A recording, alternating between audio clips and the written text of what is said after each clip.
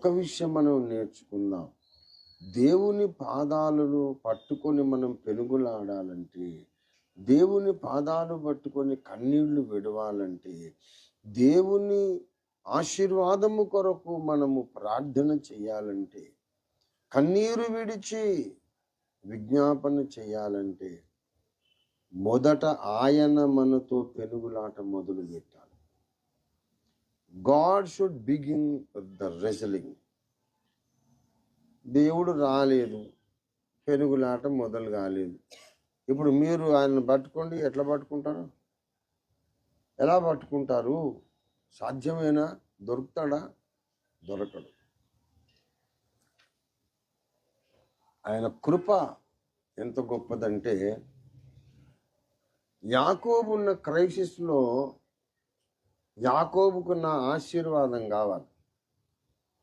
నా ఆశీర్వాదం కావాలంటే అతడు నా పాదాలు పట్టుకొని బతిమాలుకోవాలి. అతడు బ్రతిమాలుకోవాలంటే అతడు నా పాదాలు పట్టుకోవాలి. నా పాదాలు అతనికి దొరకాలి. నా పాదాలు అతనికి దొరకాలంటే నేనే పోయి పెనుగులాట స్టార్ట్ చేయాలి. దేవుడు పెనుగులాట స్టార్ట్ చేయకపోతే భూమి మీద ఏ మానవుడు దేవుని పాదాలు పట్టుకొని పెనుగులాడలేడు. దేవుని కృపా కార్యం. అలాగా ఇతనికి తన పాదాలు దొరకాలి, అతడేమో పట్టుకొని బతిమాలుకోవాలని దేవుడు యాకోబును ఒంటరిని చేసేసాడు. ఎప్పుడైతే నీ ఒంటరిగా ఉంటావో గుర్తుపెట్టుకో, దేవుడు నీ దగ్గరికి వస్తాడు. For many reasons, in many ways, God will make you a lonely person. ఒంటరిగా గుంపులో ఉన్నప్పుడు పెనుగులాడడం కంటే నాకెవ్వరూ లేరు అని నీవు అనుకున్నప్పుడే ఆయన వచ్చి నీతో పెనుగులాడుతాడు.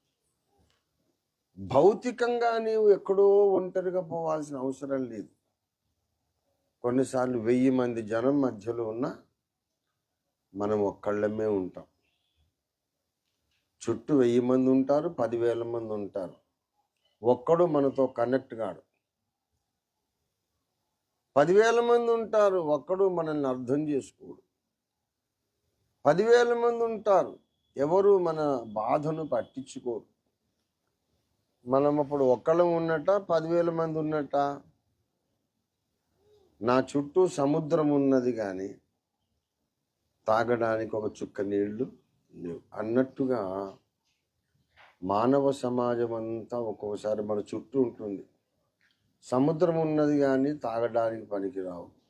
మానవ సమాజం ఉన్నది కానీ మనల్ని ఓదార్చడానికి పనికిరాదు.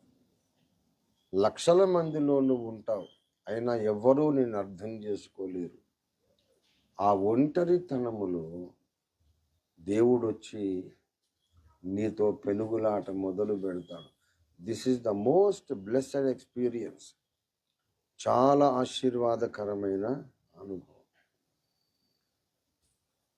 నాకేం తక్కువ, నాకు మంది ఉన్నారు. మంది మార్బలం బలగం చాలా మంది ఉన్నారు. మాది పెద్ద బలగం లేండి, మాకు చాలా మంది. ఈ మైండ్ ఉన్న వాళ్ళ దగ్గరికి ఆయన రానే రాడు. ఎందరున్నా అంతా వ్యర్థమే, నేను ఒక్కదాన్నే నాయన, నేను ఒక్కడిని, నాకెవ్వరూ లేరు అని నీవు ఆ ఒంటరితనాన్ని అనుభవించిన నాడు ఆయనే వచ్చి నీతో పెనుగులాట స్టార్ట్ చేసేస్తాడు. దేవునికి స్తోత్రం కలుగును గాక. వచ్చినప్పుడు ఆయనను పట్టుకోవాలి, వదిలిపెట్టు.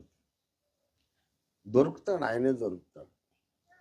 మన తలంపులకు, మన ప్రార్థనలకు, మన అంతరంగ పురుషుని చేతులకు ఆయన దొరుకుతాడు. ఈ భౌతిక చేతులకు దొరకడు, అంతరంగ పురుషుని చేతులకు దొరుకుతాడు.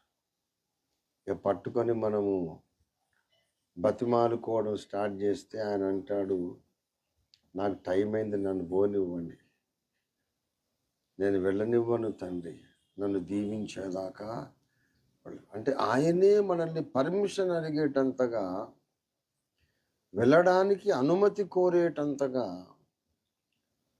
ఆయన తన్ను తాను తగ్గించుకుంటాడు, మనలను సింహాసనం ఎక్కిస్తాడు. దేవునికి స్తోత్రం కలుగును గాక.